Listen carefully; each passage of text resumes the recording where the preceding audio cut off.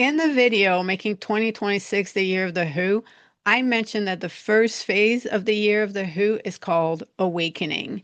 In this video, I want to cover what the awakening phase entails because the need for awakening is rarely discussed.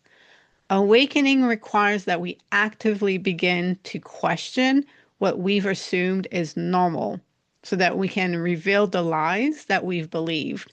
It's about seeing clearly the foundation of your being.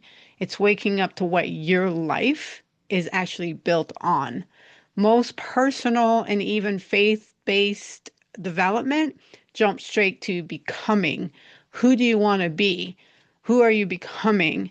And while those questions are important, they skip something essential. You are already being someone. So the real question isn't who do I want to become? It has to start with on what foundation is my being and my identity already established on. Let me inject a distinction here before I go on so that there's no confusion.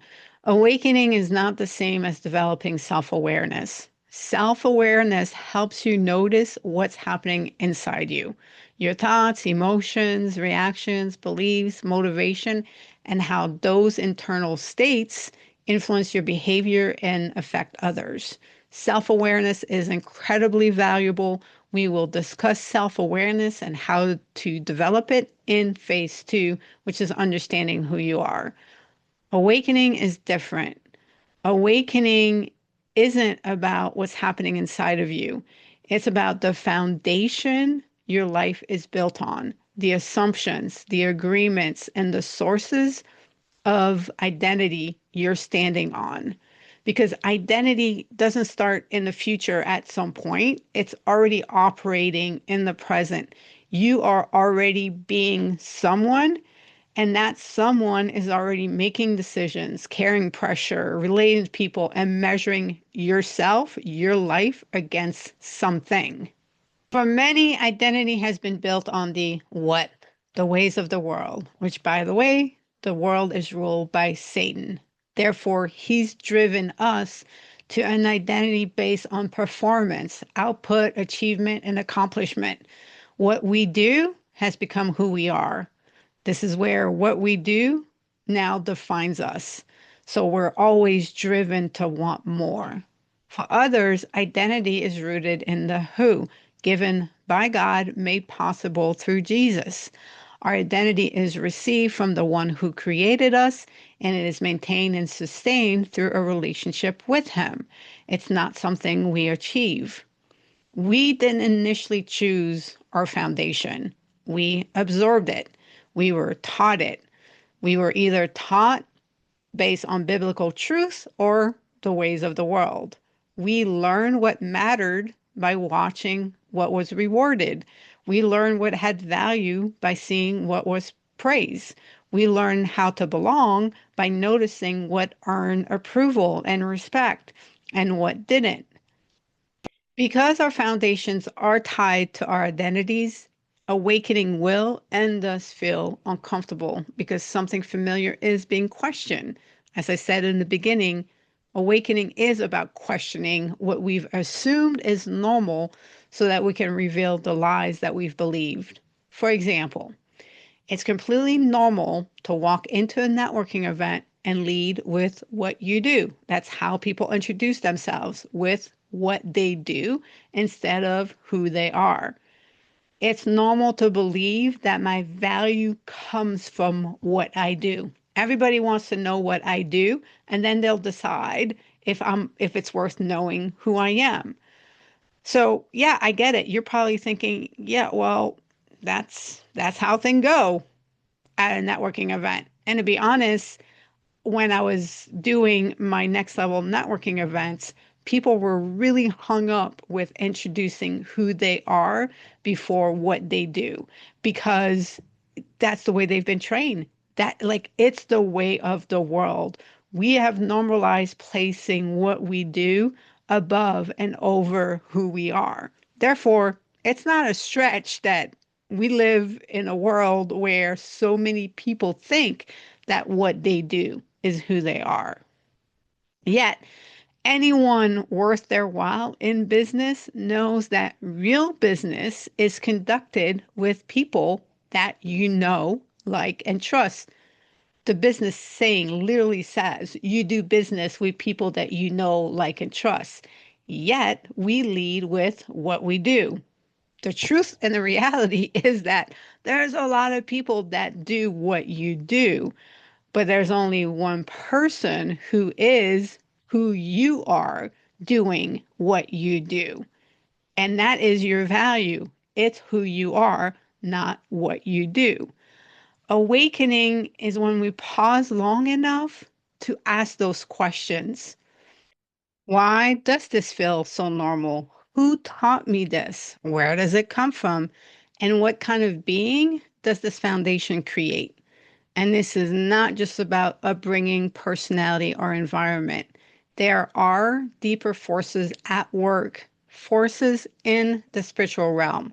So, no matter where you're coming from, I hope that the awakening phase also leads to another realization about the spiritual reality of our lives. Spirituality isn't confined to Sundays or faith conversation or a compartment of who we are. It's foundational, whether we acknowledge it or not, whether we understand it or not, or whether we agree with it or not. Awakening is the moment we stop treating the spiritual as optional and start recognizing that it is the ground that we're standing on. Once we awaken to the realities of the spiritual realm, then we can see why only an identity that is rooted in a relationship in Christ is valid and capable of carrying weight, meaning, responsibility, failure, success, our relationship, calling under any and every condition, pressure, stress, and even suffering.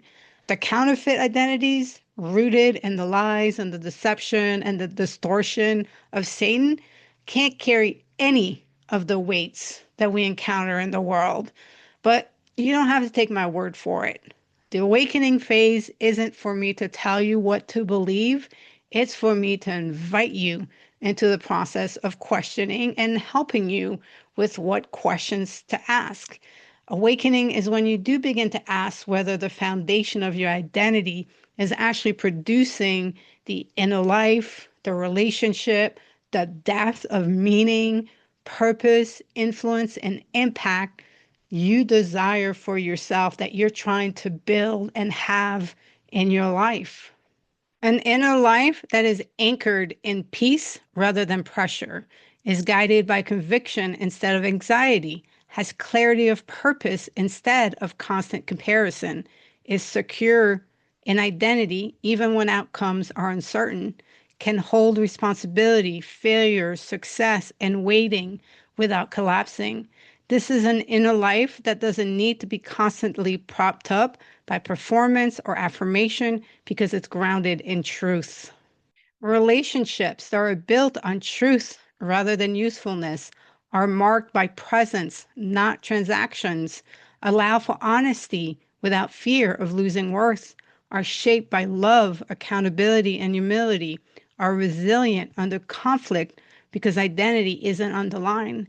These are relationships rooted in who people are, not what they can offer.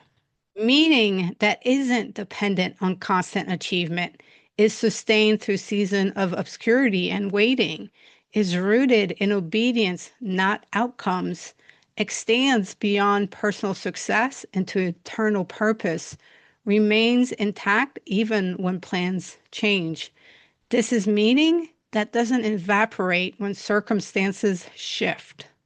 Influence that flows from character, not positioning, isn't forced, managed, or manufactured, builds trust instead of control, draws people towards truth rather than toward you, leaves environments healthier than you found them.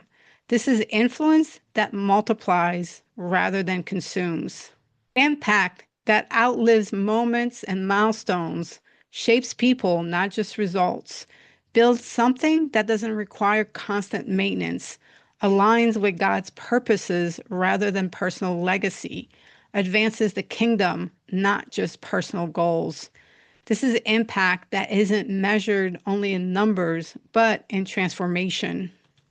Awakening doesn't happen all at once. It happens through exposure, recognition, and honest reflection. And that's exactly what the content on this channel is designed to help you do during this phase.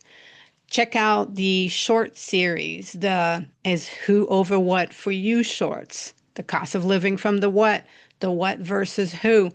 They're created to establish the distinction between the who and the what. So maybe they can help surface things and bring into light what's been operating in your life. The upcoming foundational question series, that's an invitation to look more closely at your life, your assumption, and what your identity is founded on.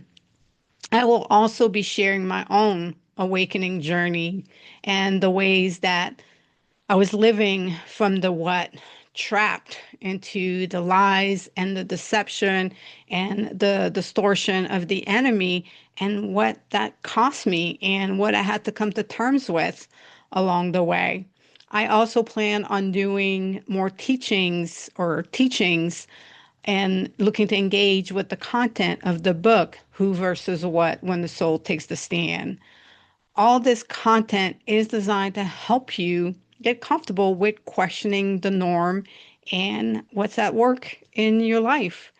The awakening phase is not about fixing yourself. It really is about finally being able to understand what's been forming it.